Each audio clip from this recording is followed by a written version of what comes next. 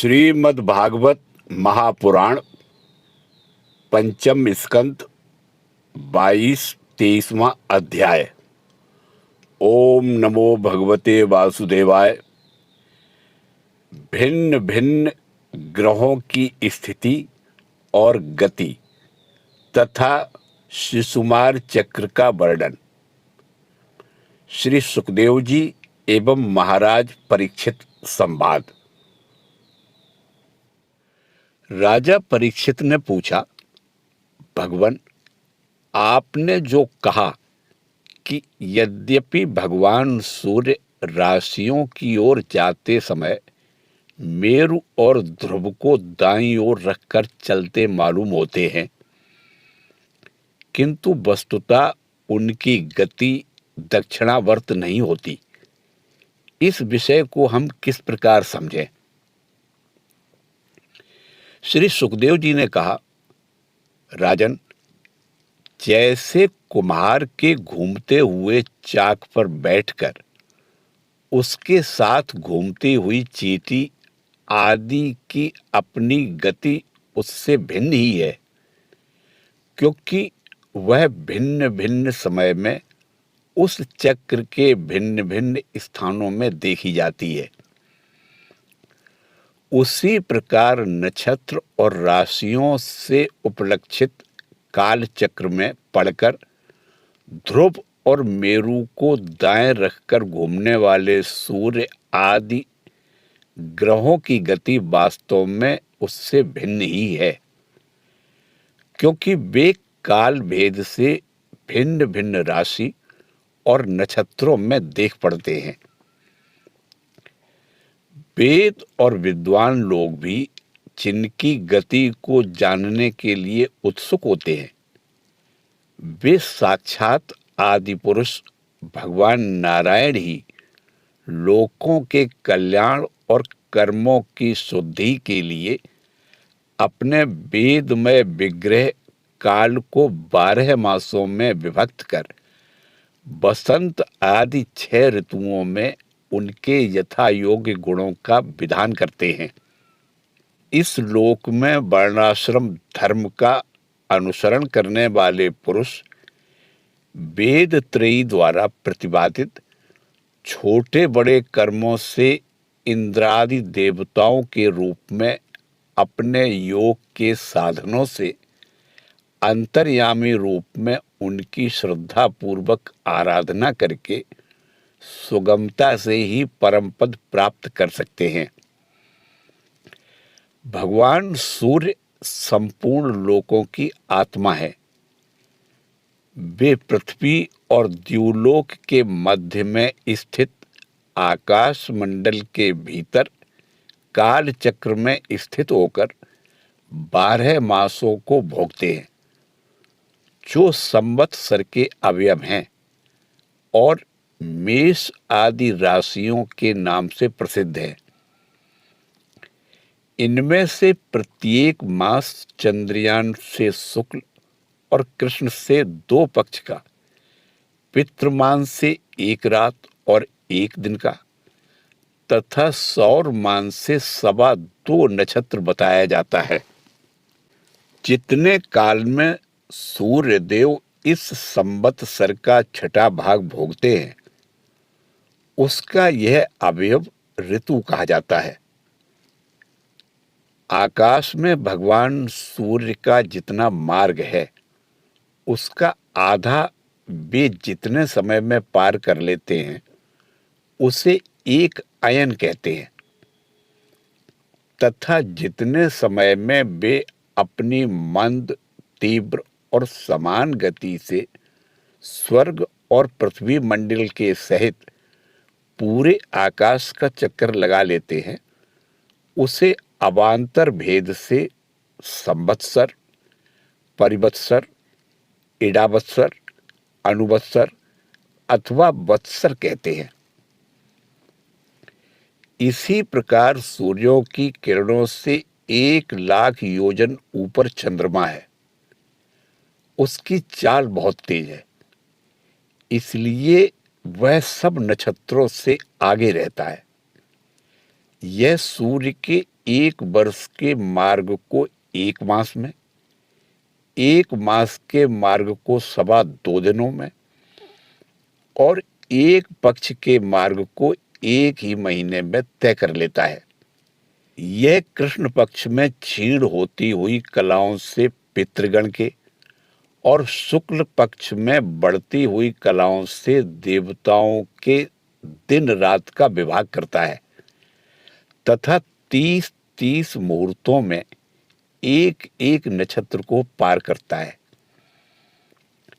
अन्नमय और अमृतमय होने के कारण यही समस्त जीवों का प्राण और जीवन है।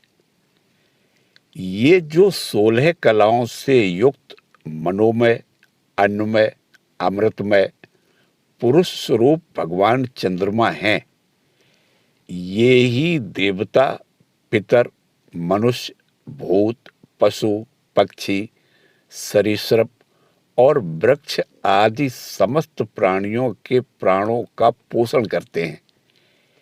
इसलिए इन्हें सर्वमय कहते हैं। चंद्रमा से 3 लाख योजन ऊपर अभिजित के सहित 28 नक्षत्र है। भगवान ने इन्हें काल क्रम में नियुक्त कर रखा है। अतः ये मेरु को दाईं ओर रखकर घूमते रहते हैं। इनमें 2 लाख योजन ऊपर शुक्र दिखाई देता है। यह सूर्य की शीघ्र, मंद और समान गतियों के अनुसार उन्हीं के समान कभी आगे, कभी पीछे और कभी साथ साथ रहकर चलता है। यह वर्षा कराने वाला ग्रह है, इसलिए लोगों को प्रायः सर्वदा ही अनुकूल रहता है। इसकी गति से ऐसा अनुमान होता है कि यह वर्षा रोकने वाले ग्रहों को शांत कर देता है। शुक्र की गति के साथ साथ बुध की भी व्याख्या हो गई।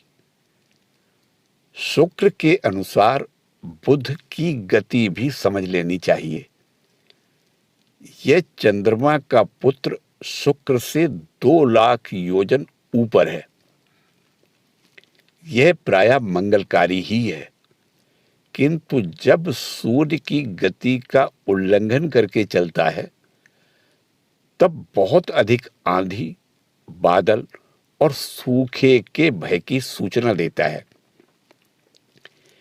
इससे 2 लाख योजन ऊपर मंगल है। वह यदि वक्र गति से न चले तो एक एक राशि को 3-3 पक्ष में भोगता हुआ 12 राशियों को पार करता है।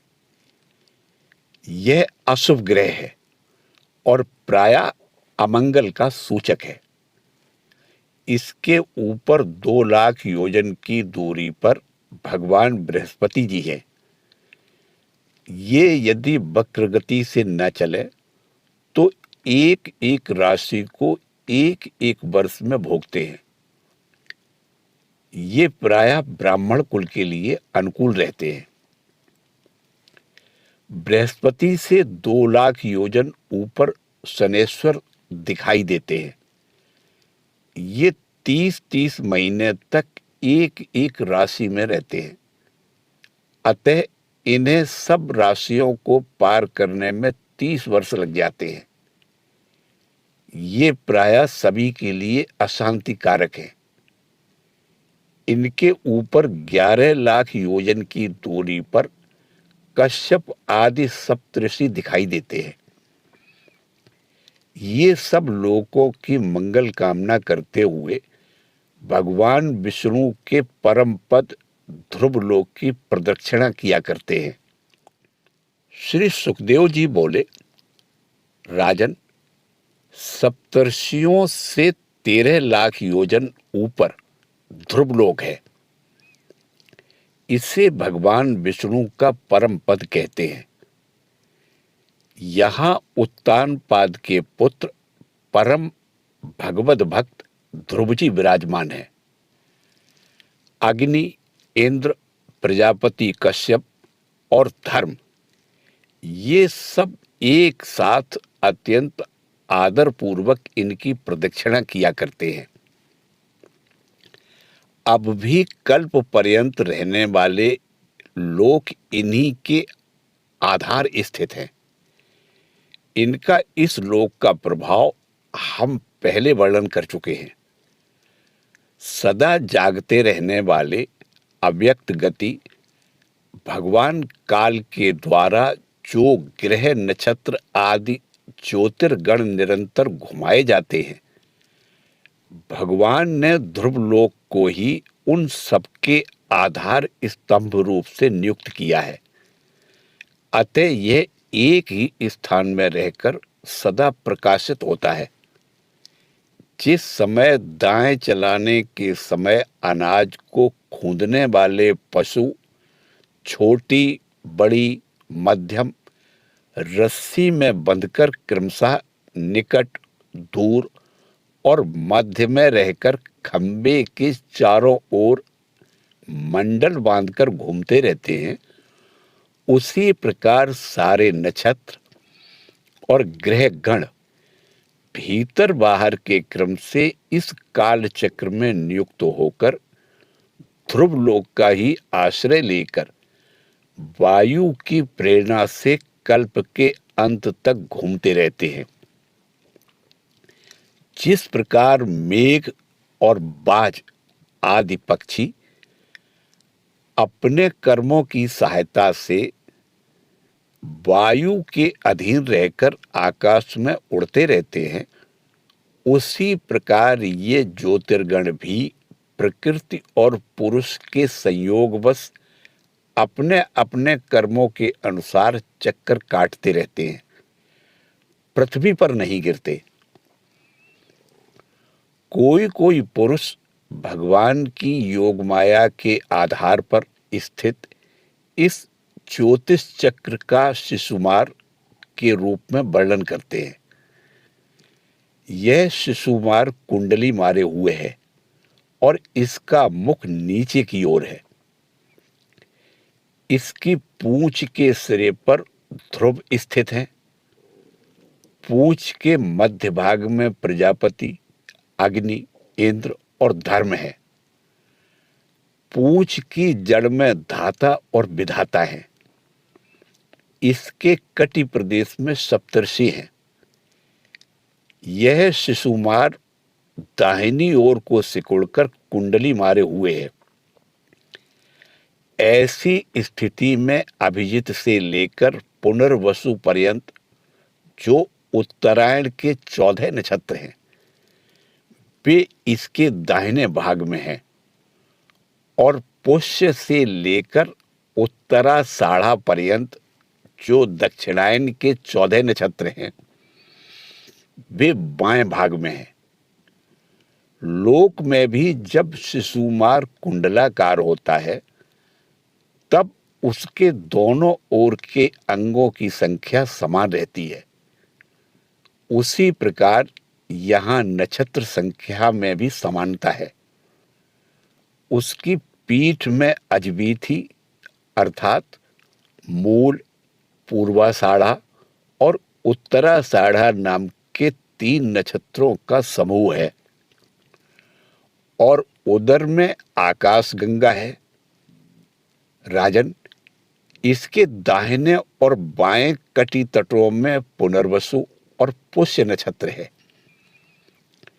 पीछे के दाहिने और बाएं चरणों में आद्रा और आश्लेषा नक्षत्र है तथा दाहिने और बाएं नथनों में क्रमशः अभिजित और उत्तराषाढ़ा है। इसी प्रकार दाहिने और बाएं नेत्रों में श्रवण और पूर्वाषाढ़ा एवं दाहिने और बाएं कानों में धनिष्ठा और मूल नक्षत्र है।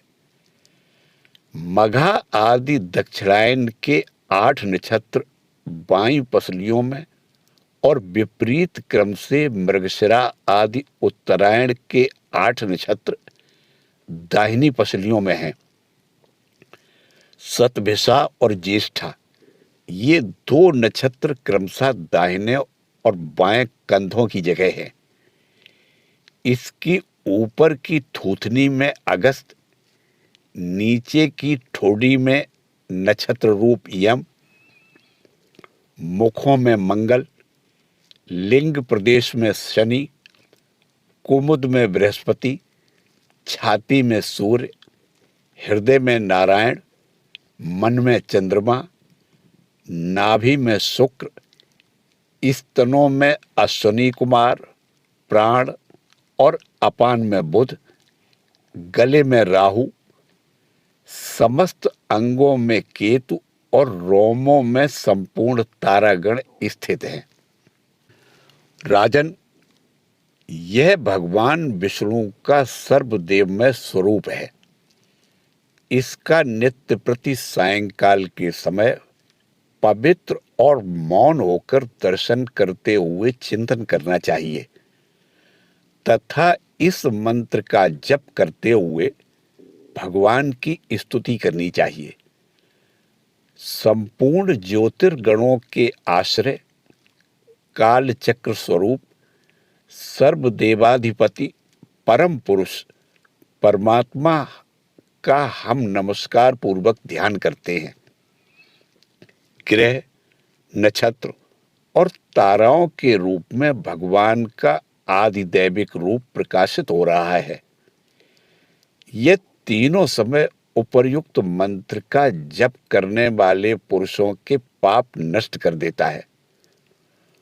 जो पुरुष प्रातः, मध्याह्न और सायं तीनों काल उनके इस आदिदैविक स्वरूप का नित्य प्रति चिंतन और बंधन करता है, उसके उस समय किए हुए पाप तुरंत नष्ट हो जाते हैं।